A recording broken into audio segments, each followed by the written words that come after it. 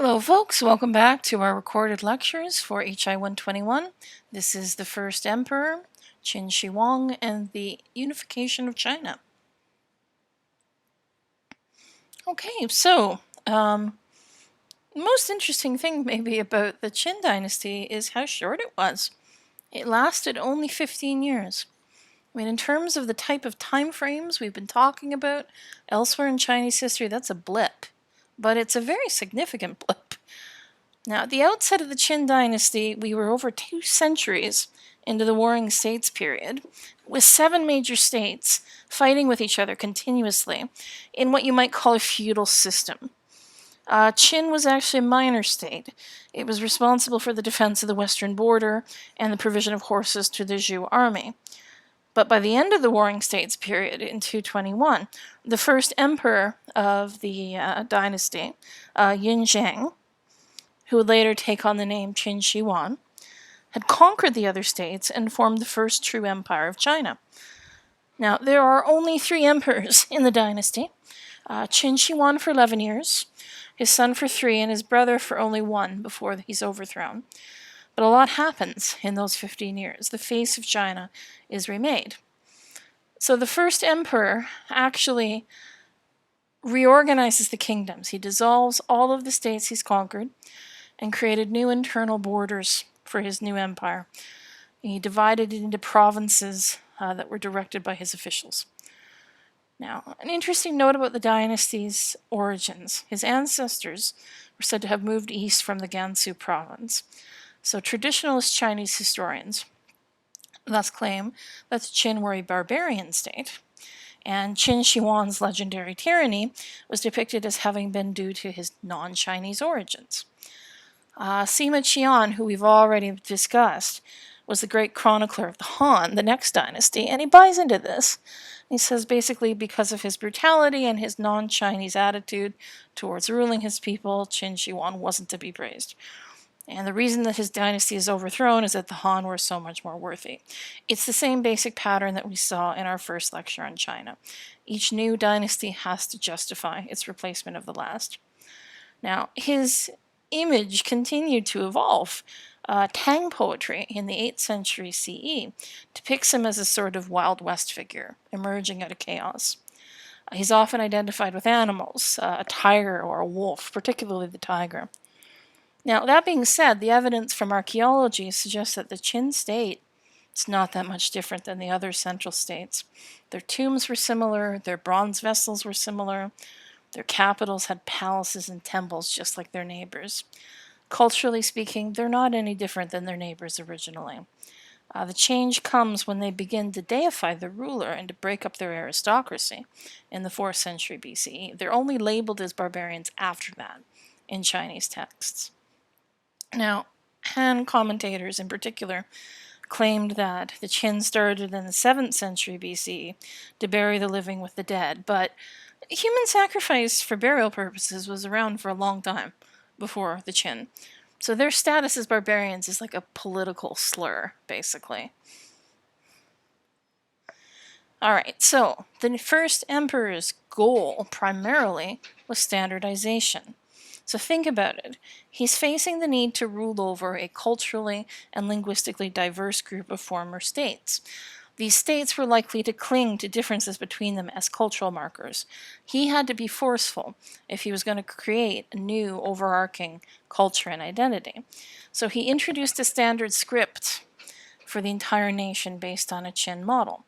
The different dialects were still spoken, but with a single written script, there's a foundation for wider understanding and for easier communication. He standardized weights, measures, and currency, and ordered that anyone caught using local forms would be charged with treason. This is very draconian, yes, but as you'll see, he leans that way as a matter of course. Under his supervision, we see a huge system of highways built, extending throughout the empire. And this allowed easy transportation in peacetime and fast movement of troops in wartime. So the road system actually rivaled that of the Roman Empire. There was 4,700 miles in total. And the carriages were all designed with uniform axle length so that vehicles could travel on roads of a standard width. Now, like so many emperors before him, he was also concerned with the internal waterways. We are told that he improved canals on the Yangtze and the West Rivers to allow for continuous transportation.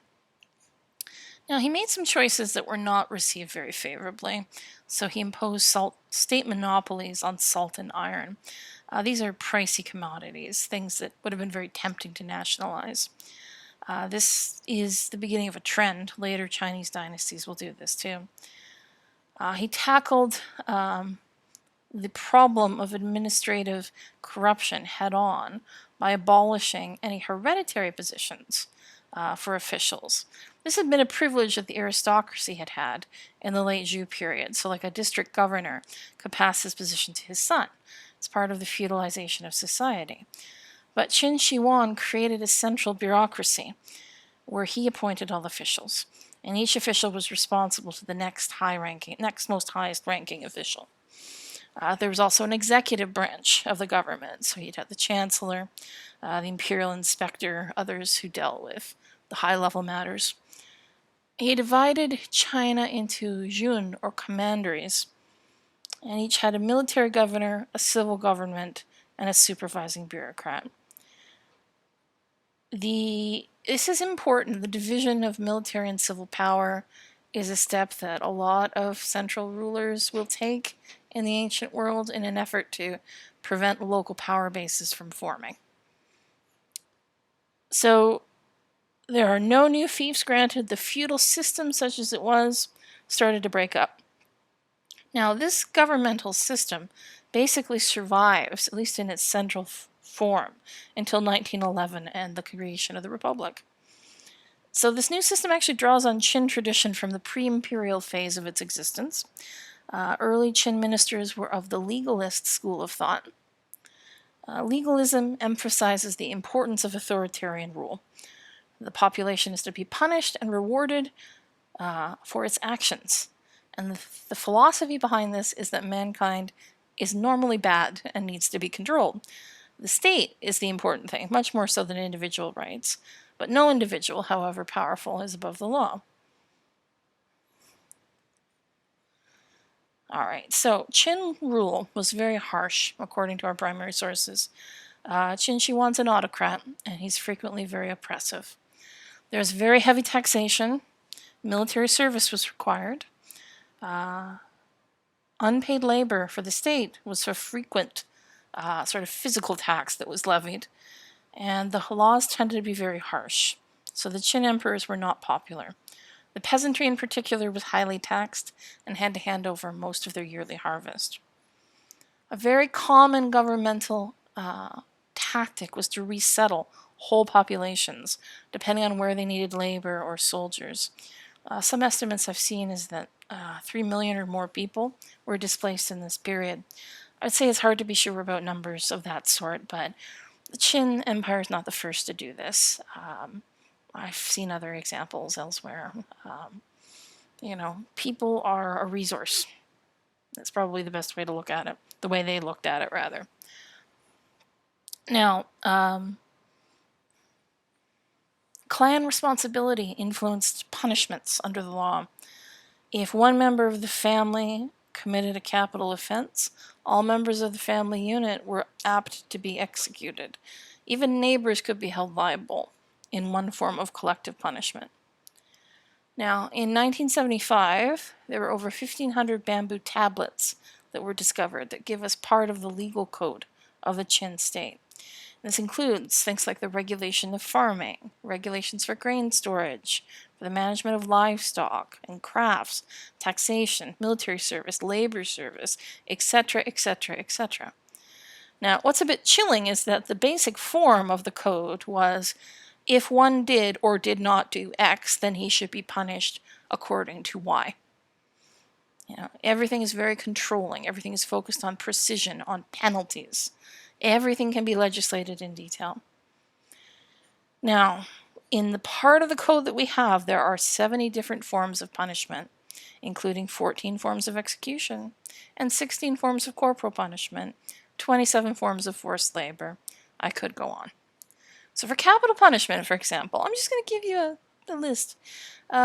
Beating to death followed by decapitation, public execution, execution by dismemberment, cutting in half at the waist, pulling to death by carts, burying alive, drilling a hole through the head, pulling out the ribs, boiling in water, drowning.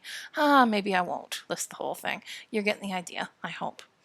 All of this can be traced back to the fact that the emperor himself was quite paranoid, and he actually had good grounds for it. Well, he was simply the king of Qin. He'd been attacked at court in his own audience chamber, and apparently the courtiers at the time basically froze. When he was emperor, he was attacked by a blind musician who wanted to kill him with a lead-filled harp. No, I don't know how that was supposed to work. In a separate incident, an assassin ambushed an imperial tour of the provinces but hit the wrong carriage.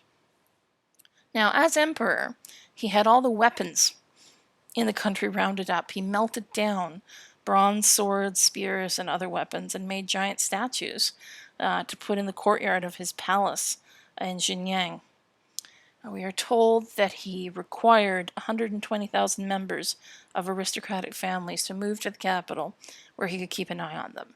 So were they effectively hostages? Very likely. Were there 120,000 of them? Probably not.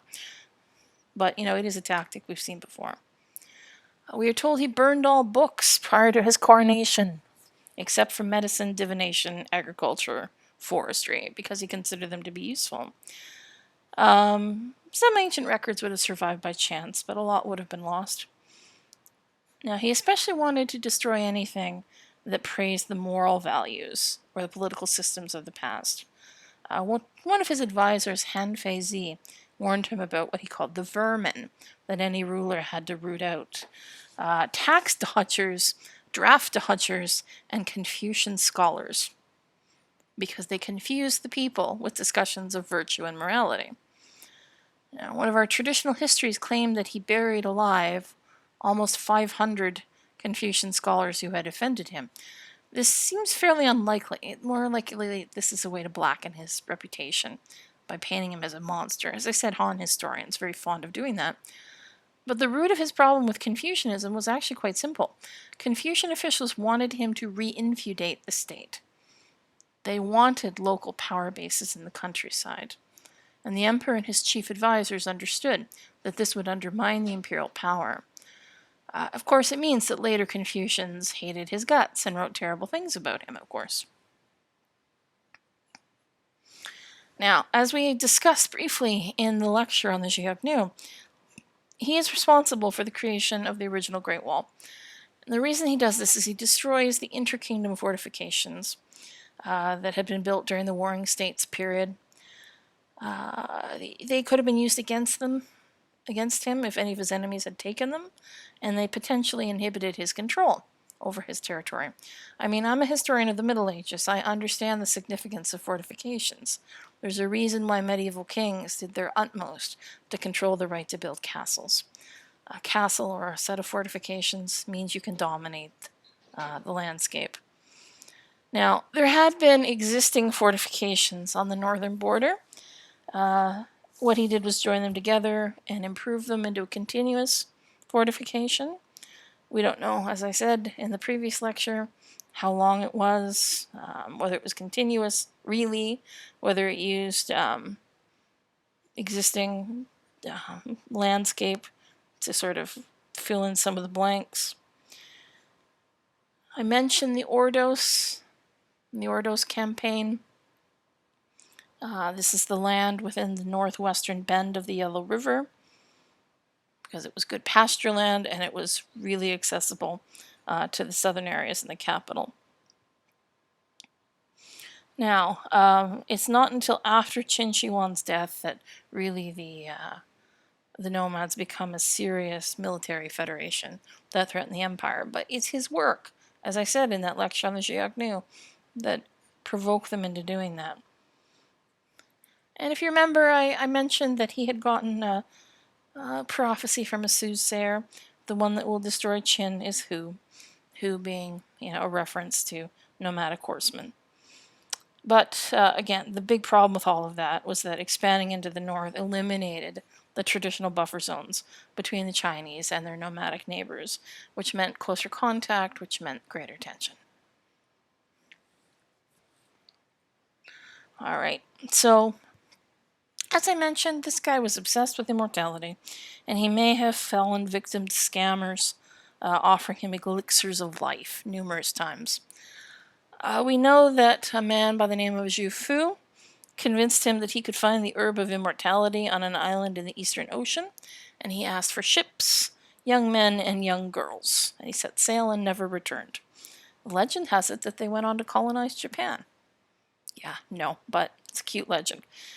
Now, when the emperor died, a chancellor and a court eunuch apparently conspired to put the emperor's second son, who was sufficiently pliant, on the throne, and that emperor, Qin Shi Huang, would later kill himself. But even before his death, the state was starting to come apart at the seams. Social order was disintegrating. There were bandits everywhere, including in the imperial capital. We're told that even in 216 it was unsafe to move around the capital at night. Grain prices were too high. The economy was under stress. And the end of the dynasty begins with a peasants' revolt. 900 of them had been sent to a fortress, could not make the deadline set for their arrival, and so they were facing execution. The law demanded that penalty for any delay, whatever the reason. So they're in like a no-win scenario. They're not going to lose anything by revolting because they're going to be killed anyways. So that's the start of an insurgency that winds up taking several provinces. It's eventually defeated by the imperial army, but other rebellions were already popping up. And Zhang Yu, an aristocrat from the kingdom of Chu, fought the Qin army at Julu in 207 and wiped it out. In 206, Li Bang led his army to Xinyang, forced the last Qin emperor to surrender the capital. And unfortunately, after the Qin were overthrown, these two fought over who should rule. And this is the Chu-Han War. And it was resolved in 202 when Zhang Yu committed suicide and Li Bang proclaimed himself emperor, establishing the Han Dynasty. Now, Qin Shi Huang's obsession with immortality, of course, extended to creating a very sophisticated and complex mausoleum complex. In 1974, locals digging a well near Xinyang discovered the underground tomb. There were 3 deep pits to the east of the emperor's mausoleum that held more than 7,000 life-size terracotta warriors. Warriors and horses as well. None have the same facial features, hairstyle, or posture. They are obviously representations of individuals. There are weapons found in the pits, along with the imprints of wooden chariots and 2 bronze chariots drawn by bronze horses. The main tomb has apparently not been excavated and may in fact be completely intact. Sima Qian tells us about it. Apparently it's filled with models of palaces, towers, and officials, and it was guarded, he claims, by mechanically triggered crossbows that would kill intruders. He claims that it depicts the main rivers of the empire, the Yangtze and the Yellow, as well as the ocean out of continuously flowing mercury, and that the stars are above, the geography of the earth is below.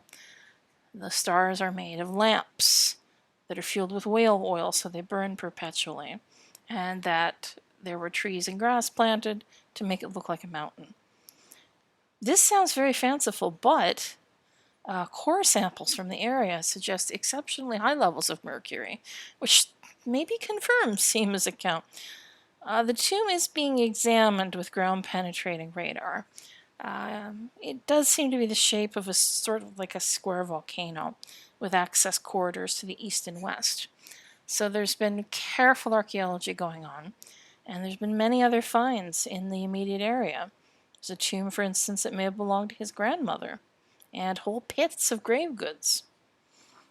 So in 1999, one pit was excavated that contained a dozen life-sized acrobats with realistic and varying depictions of body size.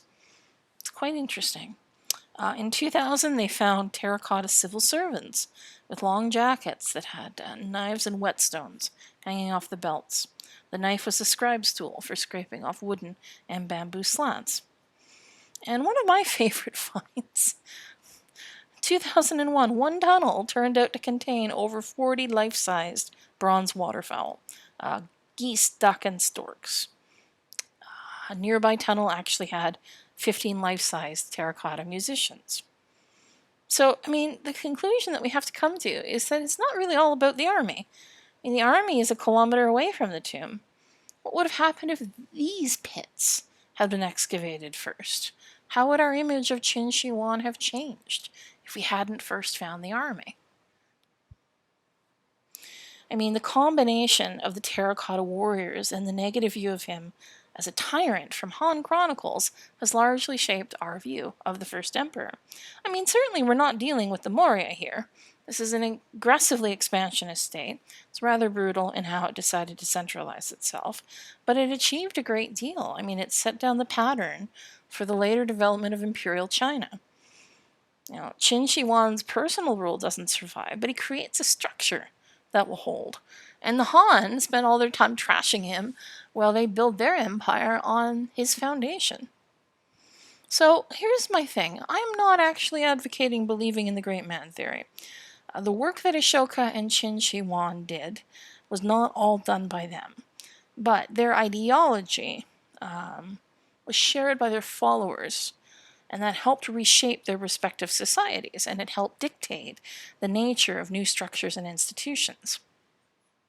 The best and most important lesson to take away from this, I would argue, is that the level of centralization they were capable of was quite high. They were able to create high-level bureaucracies that fulfilled their intended functions. This is not what we think of when we think about the ancient world. We think about fragile personal monarchies. But what Ashoka and Qin Shi Huang tell us is that ancient rulers are capable of creating and maintaining complex states. And they're not all Roman either. These guys predated Rome by a significant degree. But they still had built-in limitations. They still needed a strong ruler, and they weren't always going to have it. I mean, the strong man being followed by the idiot seems to be like a law of nature. And the bigger the empire is, the bigger the problems of communication and transportation. The Indian subcontinent is a big place. China is a big place. They have too many frontiers. If you trust somebody to watch a frontier for you, they're also strong enough to make themselves into a rival to you. When you've got weeks before you can send a letter and hope that it's going to reach the person you're trying to talk to, you can't convey your orders properly. The resistance against the formation of local power bases needed to be a constant fight because it's sort of an automatic thing in a pre-modern world where you don't have rapid communication, you don't have rapid transportation. These are problems that Rome will face as well. These are problems that other ancient and medieval empires will face and find various ways around. I mean, China, for instance, comes up with the post system. The Mongols used that to great effect much later. All right, that should do it for today. Again, make sure you compare these two. They are meant to be looked at together. And in fact, the prompt for this week is going to lead you in that direction. Thanks very much, guys.